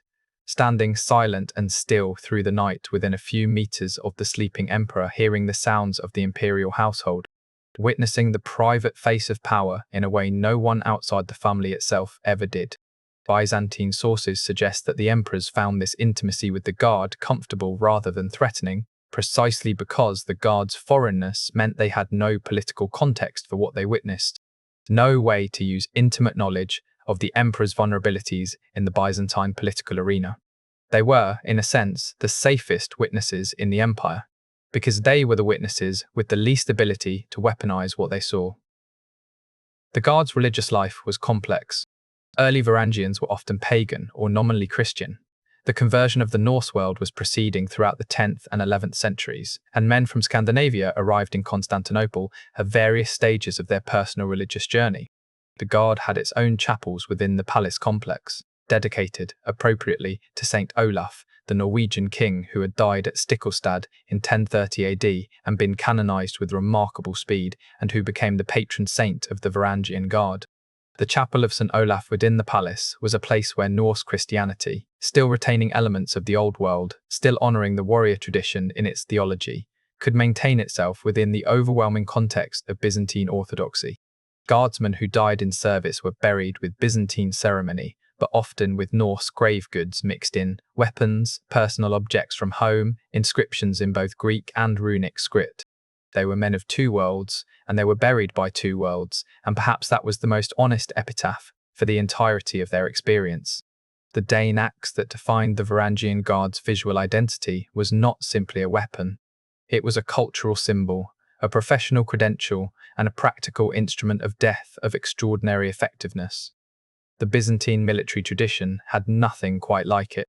Roman armies had used the axe as a secondary weapon, a tool as much as a weapon, but the great Norse battle axe was a primary weapon designed for one specific purpose: killing armoured men in close combat. The physics of the Dane axe were simple and brutal. A blade 30 centimeters wide, set on a haft 1.5 meters long, swung in a two-handed grip with the full rotational force of a trained warrior's body, could deliver an impact force that no contemporary armour could reliably stop. Mail shirts, which were the primary body protection of the 11th century warrior, could be deformed and penetrated by a well-struck axe blow even if the mail rings did not separate. The blunt force trauma of the impact could shatter ribs, collapse lungs, and kill, even if the blade did not fully penetrate. Shields, which warriors relied on heavily in the Byzantine military tradition, were spectacularly ineffective against the Dane axe. A full power blow from a Norse axe could split a shield completely and continue into the arm holding it, or knock a shield aside so violently that the holder lost balance and was exposed to a follow-up strike. The psychological effect of fighting against the Varangians was something Byzantine sources discuss with genuine interest. Arab and Turkish warriors who encountered the guard in battle described a specific fear, not just of injury, but of the particular aesthetic of Varangian violence. The way they carried their axes over their shoulders and charged in a way that was different from the measured formation-based advance of Byzantine infantry, a way that seemed more personal, more intimate, more hungry. The Normans, who met the Varangians repeatedly in Sicily and Italy and Greece, developed specific tactical responses to the axe, primarily the tactic of feigning retreat to draw the Varangians into pursuit and then turning on them while they were disordered. The Varangians' habitual fatal flaw was exactly the one that defeated them at Dyrrhachion in 1081. When the enemy ran, they chased, breaking formation and losing the mutual support that made them devastating in a defensive or set-piece context. They were, in a sense, too aggressive for their own good, too Norse in their instinct to pursue and kill to maintain the discipline that Byzantine tactical doctrine required. Byzantine generals learned to manage this, to position the Varangians where their aggression would be an asset rather than a liability at the point of attack, rather than the defensive wing. In the center, where their push could break an enemy line, rather than on the flank, where pursuit could lead them into isolation. One of the most extraordinary aspects of the Varangian Guard's history is the degree to which these axe-bearing warriors from the edge of the world were integrated into the most elaborate ceremonial culture in medieval civilization. The Byzantine court was not merely a political institution, it was a work of art, a carefully designed performance of sacred imperial power that involved hundreds of official servants and soldiers in precisely choreographed rituals designed to make the emperor appear as close to divine as a living human being could be. The Book of Ceremonies, compiled by Emperor Constantine VII Porphyrogenetos in the mid-10th century, runs to hundreds of pages describing in exhaustive detail the exact movements, words, clothing, music, and spatial arrangements of imperial ceremonies for every occasion, from Christmas to military victories to the reception of foreign ambassadors. Within this world of exquisite precision, the Varangians had a specific and carefully defined role. They carried their axes in ceremonial processions. The great double-bladed Dane axes, polished to a mirror finish for court appearances, held at precise angles that Byzantine protocol specified. They stood at defined positions in the throne room, flanking the approaches to the imperial throne. When ambassadors came to present credentials, they passed through a series of rooms in each of which the ceremonial formality increased. And in the innermost rooms, the ones closest to the emperor, the guards were Varangians, the message being that the man closest to the emperor was protected by the most fearsome warriors on earth. Arab ambassadors, Frankish ambassadors, Bulgarian khans who came to negotiate. They all recorded the impression made by the Varangian guardsman. The combination of their physical size, their exotic weaponry, their complete stillness during ceremonies, and the extraordinary setting of the Byzantine palace created an effect that was almost theatrical in its power. Liutprand of Cremona, a Lombard bishop who visited Constantinople twice in the 10th century and wrote accounts of both visits that are among the most vivid primary sources for Byzantine court culture, described watching mechanical devices in the throne room, trees with singing golden birds, lions that roared and moved, with a combination of amazement and bewilderment, and his descriptions of the imperial guard suggest the same quality, men who seemed almost supernatural in their discipline and their silence, as if they were part of the mechanical wonder of the palace rather than living human beings. The Varangians were aware of this effect, and they cultivated it. The absolute stillness during ceremonies was trained, practiced, maintained with the same discipline as axe technique, because the performance of impassive, invincible loyalty was itself a weapon, a display of power that reinforced the emperor's divine majesty as surely as the walls of the palace reinforced his physical. The Byzantine court was perhaps the most politically treacherous environment in the medieval world. The combination of enormous wealth, an electoral monarchy with no clear succession, rules a highly educated aristocracy with access to private armies, and a religious culture that provided constant justification for political action in the name of God or justice, created a permanent undercurrent of conspiracy that made ordinary Byzantine court life feel to contemporary observers like navigating a minefield in which the mines were constantly moving. Emperors were blinded, strangled, pushed downstairs, starved, and poisoned with remarkable regularity. Dynasties rose and fell within a generation. The most powerful military commanders in the empire were simultaneously the most dangerous political threats. In this world, the Varangian Guard occupied a unique and paradoxical position.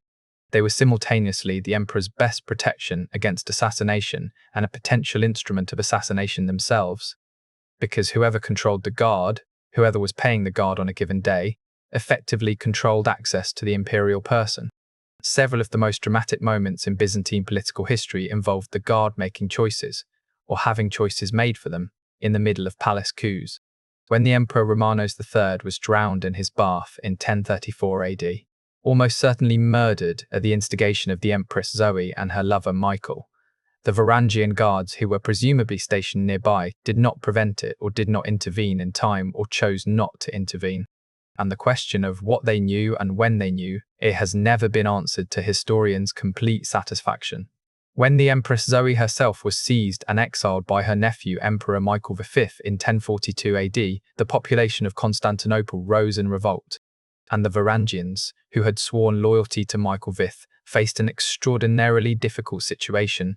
Their emperor was losing power, the legitimate empress was being returned by popular demand, and the question of which way to point their axes was not merely a military decision but a theological one, since Byzantine political theology held that the legitimacy of the purple-born Macedonian dynasty ran through Zoe. The sources suggest the Varangians effectively stood aside while Michael V was deposed and blinded, which was precisely the kind of sophisticated, morally complex reading of their situation that the pure image of the loyal barbarian guardsman tends to obscure. These men were not simple. They were not unthinking. They had been in Constantinople long enough to understand its politics, to know who held genuine legitimacy and who held only temporary power, and to calibrate their loyalty accordingly. The Guard's long-term institutional survival, the fact that it lasted 4 centuries through dozens of regime changes, depended on this calibration. An institution that rigidly maintained loyalty to illegitimate or falling rulers would not have survived. The Varangians survived by being loyal to the throne rather than the man on it to the institution rather than the individual, and by developing through long institutional experience a collective wisdom about when a man had genuinely lost the throne and when he was merely temporarily in difficulty. This was in the context of Byzantine politics, an extraordinarily sophisticated political judgment, and the fact that a body of foreign warriors maintained it consistently across 4 centuries of catastrophic political turbulence is perhaps the most underappreciated achievement in the entire history of the Guard. To fully appreciate what the Varangian Guard meant to the men who served in it, you need to understand what they were leaving when they went south. Scandinavia in the 10th and 11th centuries was a world of violent beauty and constant insecurity, a world of long winters, short growing seasons, land fragmented among competing chieftains, and a cultural tradition that placed extraordinary value on personal courage and personal honor precisely because life was so precarious that only a man's reputation could guarantee his future. Norse society was organized around the thing. The assembly, a gathering of free men who met to make collective decisions, to judge disputes, to declare war and peace.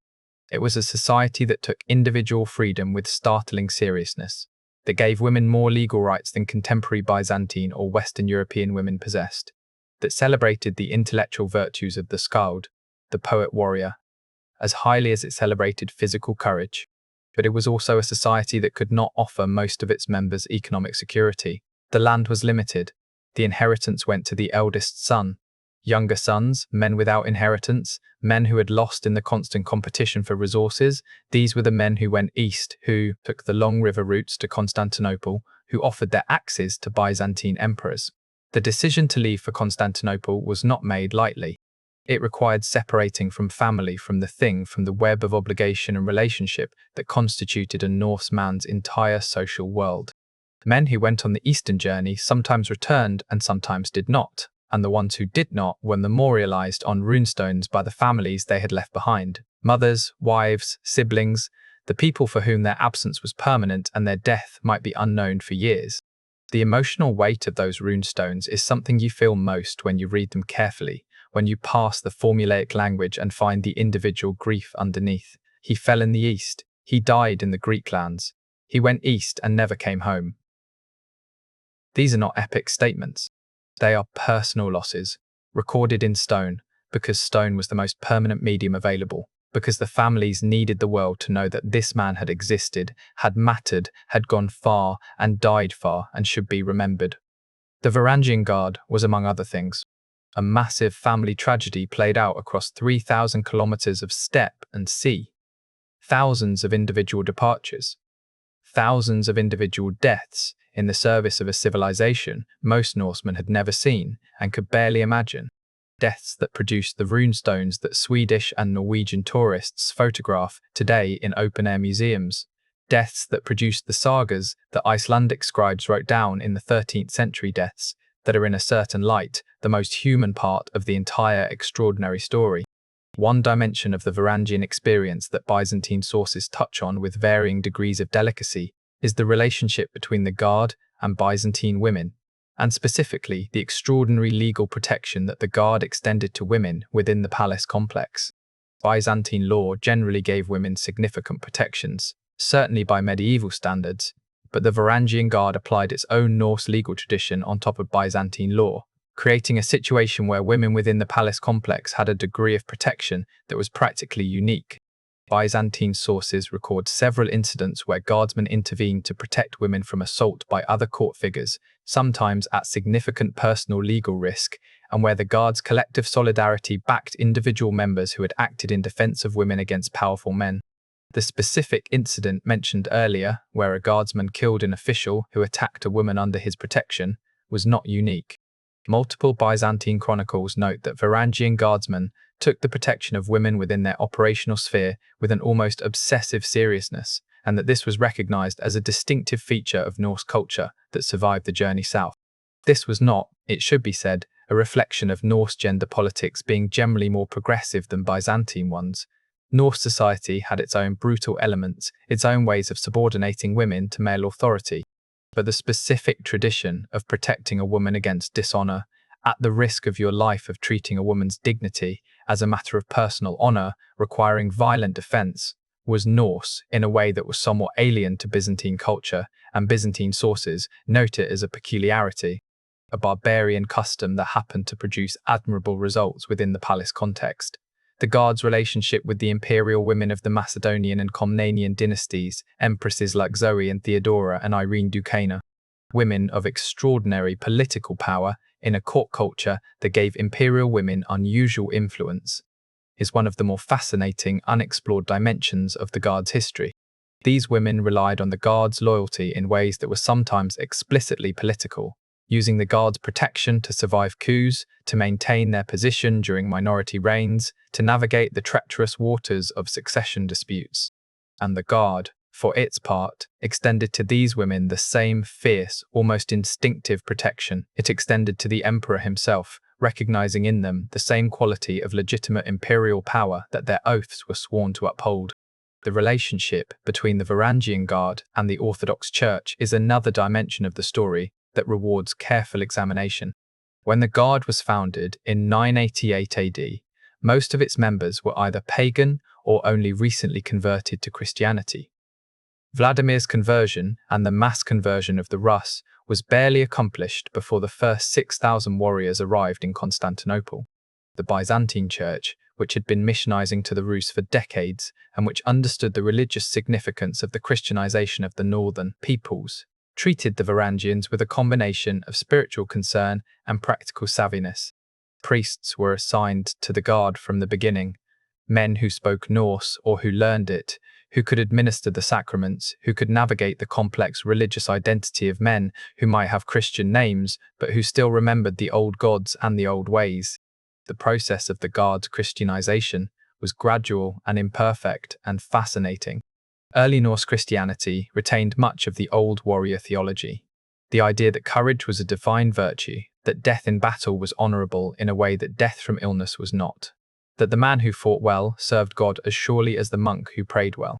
Byzantine orthodoxy, with its emphasis on liturgical correctness, doctrinal precision, and the specific sacramental role of the ordained priesthood, was a different kind of Christianity, more intellectually demanding, more mystically oriented, less directly compatible with warrior culture.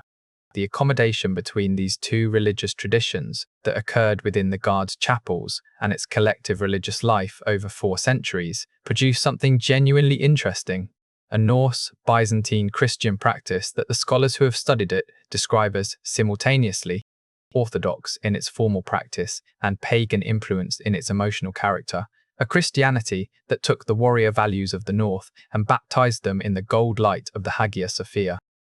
that found in the martyrdom tradition of Orthodox Christianity, the glorification of those who died for the faith, a way to honor the Norse tradition of dying well without explicitly endorsing paganism. The canonization of St. Olaf, Harald Hardrada's half-brother, was processed with unusual speed by Byzantine standards. Olaf died in 1030, was venerated as a martyr almost immediately, and was formally recognized as a saint by the Church in the 1030s, within a decade of his death. This rapid canonization served multiple purposes. It gave the substantial Norse population within the Byzantine Empire a native saint, a cultural anchor, a martyred king who represented the integration of Norse warrior values with Christian faith.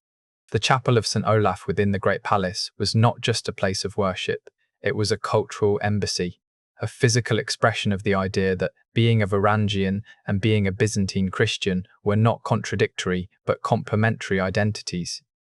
That accommodation, that willingness on the part of the Byzantine Church to meet Norse warriors where they were, rather than requiring complete cultural assimilation as a precondition of full Christian membership, was one of the most sophisticated pieces of religious diplomacy in Byzantine history, and it contributed directly to the Guard's extraordinary longevity as an institution.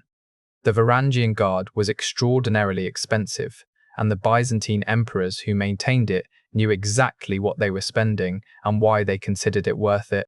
A rough calculation based on Byzantine military pay scales suggests that a guardsman earned approximately 12 gold numismata per year in base salary, 3 to 4 times the salary of an ordinary Byzantine foot soldier. Multiply this by the Guard's strength, which varied between several hundred and several thousand men, depending on the period, add the substantial accession bonuses, the campaign bonuses, the periodic gifts of silk and luxury goods that Byzantine protocol required, and the cost of maintaining the Guard's chapel quarters and administrative infrastructure within the palace, and you arrive at an annual expenditure that represented a significant fraction of the Byzantine military budget. Why did emperors pay it? The answer is not simply military effectiveness, though the Guard was undeniably effective. The deeper answer is insurance, the purchase of certainty in a world of radical uncertainty. A Byzantine emperor who scrimped on the Guard's pay took the risk that his most important personal protection would be degraded exactly when he needed it most. An emperor who paid generously and on time maintained a force whose loyalty was as reliable as anything in the Byzantine world. Not unconditional, not supernatural, but reliable. In the same way that a well-built wall is reliable, it will hold against everything except an overwhelming force, and it will fail gracefully, even when it fails. The Byzantine economy of the 10th and 11th centuries under the Macedonian dynasty was, by the standards of the medieval world, almost fabulously wealthy. Constantinople was the largest and richest city in Christendom, its markets handling goods from China, India, the Islamic world, Scandinavia, and every point between. The gold numisma was the reserve currency of the medieval world in the same way the dollar is today.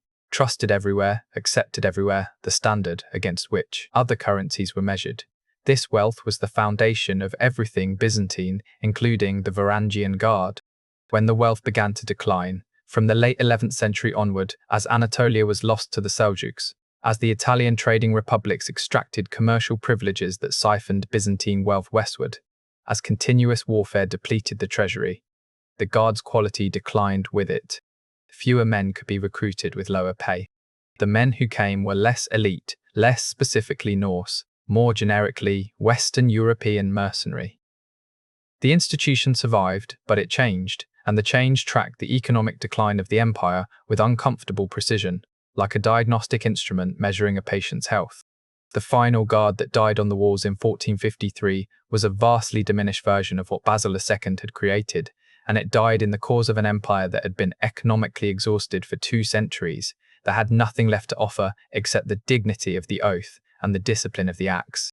Arab and Turkish sources preserve their own perspective on the Varangian Guard, and it is a perspective that complicates the purely Byzantine narrative in interesting ways. Arab geographers of the 10th and 11th centuries, writers like Ibn Hawqal al-Biruni and Ibn Fadlan, were fascinated by the Rus, whom they encountered primarily as traders on the Volga route, and their descriptions create a picture of Norse culture that is vivid, admiring, and completely unsentimental.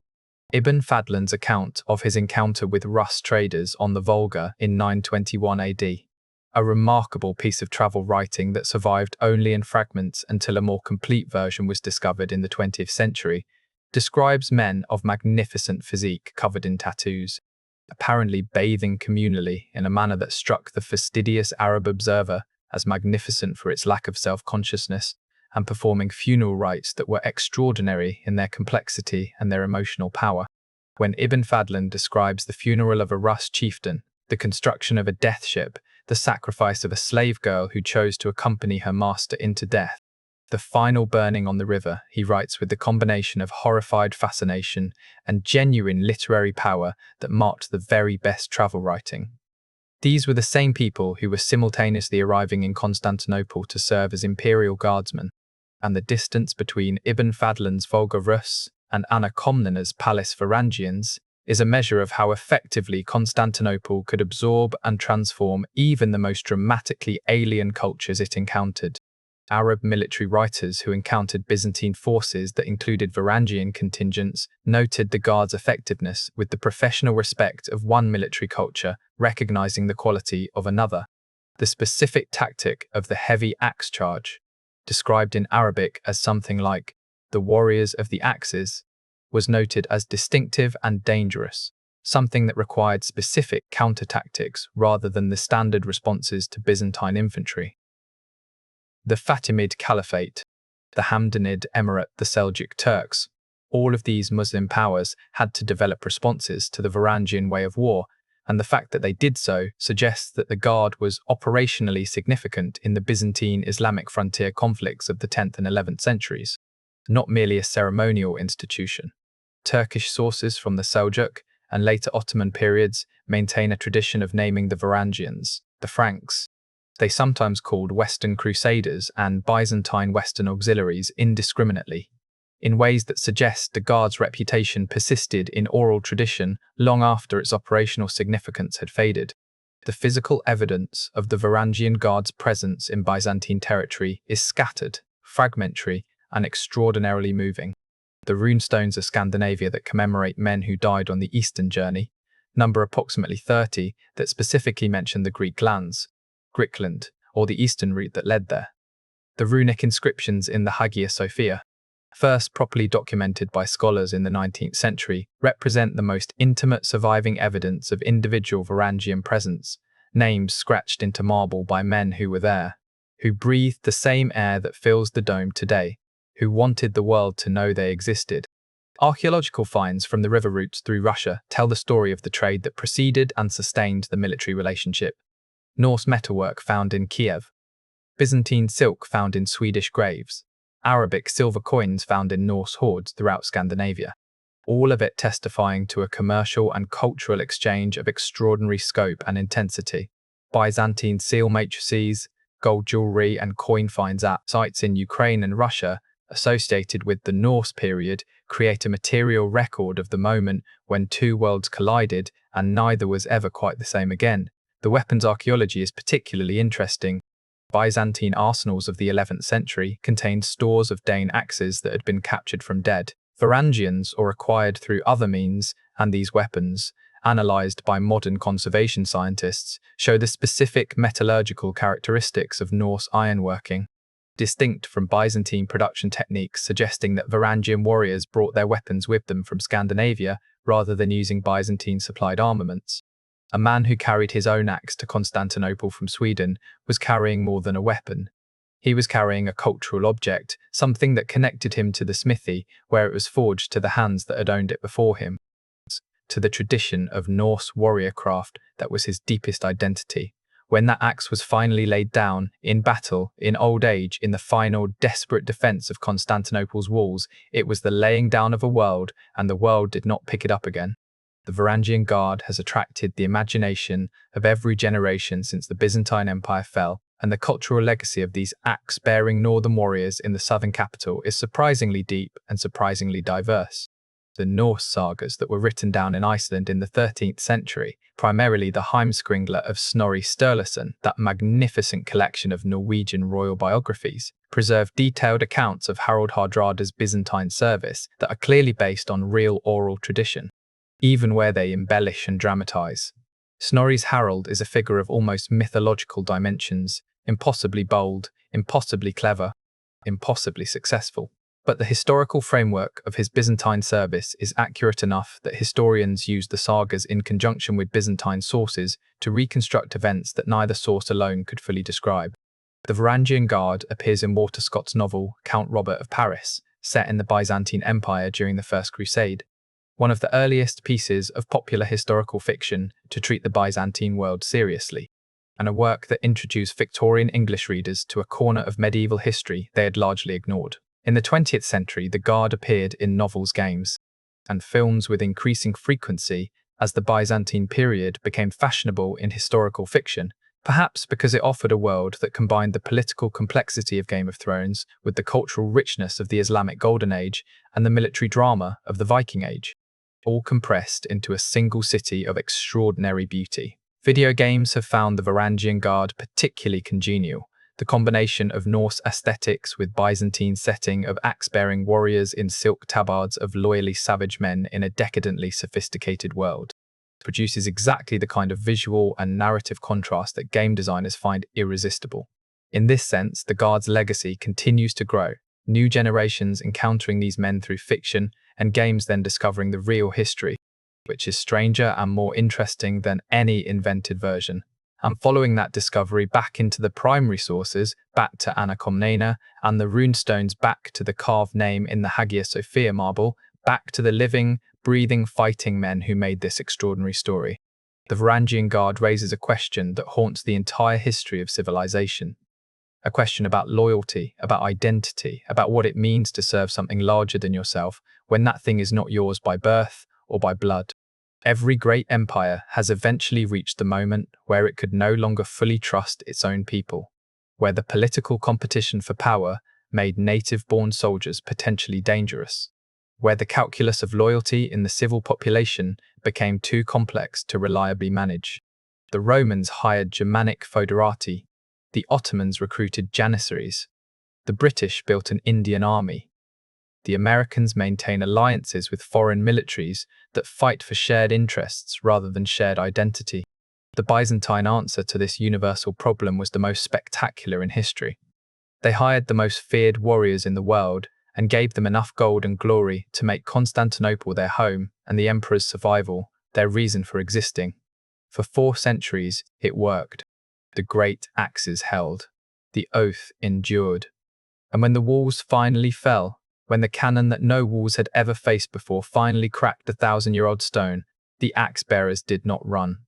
They died where they stood, as they had always promised to do, as the city they had made their own collapsed around them, as the last Rome fell into the new world that was coming, whether anyone wanted it or not. Today, in the marble of the Hagia Sophia, which is again a mosque which will be something else in the future, which stands at the center of arguments about history and religion and national identity that have no end in sight. Halfdan's name is still carved, still waiting a signature left by a man who crossed half the world because he wanted to matter, and who mattered more than he ever could have imagined, and whose story the living world has not yet finished telling. One of the most fundamental questions about Byzantine history, and one that bears directly on the story of the Varangian Guard, is this: how did an empire survive for 1100 years? Rome fell, Persia fell, the Carolingian Empire fell, the Arab Caliphate fragmented, the Mongol Empire disintegrated within 2 generations of its maximum extent. But Byzantium, diminished, wounded, sometimes reduced to the city of Constantinople and little else, kept going, kept producing emperors and armies and art and theology, kept insisting on its identity as the Roman Empire, even when that claim seemed almost delusional. The answer is multiple and interconnected, but the Varangian Guard is one important part of it, and understanding exactly how and why illuminates the empire's broader survival strategy with unusual clarity. The first element of Byzantine resilience was geographic.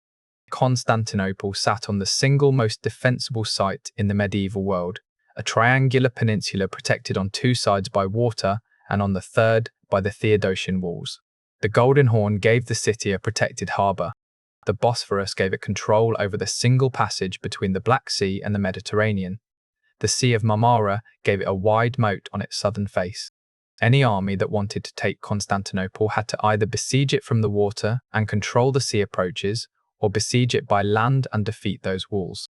No medieval army could do both simultaneously until Mehmed II assembled his extraordinary force in 1453, with his great cannon and his fleet dragged overland past the chain that blocked the Golden Horn. For over 1,000 years before Mehmed, Constantinople's geography was its greatest general. The second element was institutional. Byzantium had a state apparatus of remarkable continuity and sophistication, a bureaucracy that survived coups, a legal system that survived conquest, a church that maintained social cohesion across enormous political turbulence, a system of education that reproduced the intellectual class generation after generation.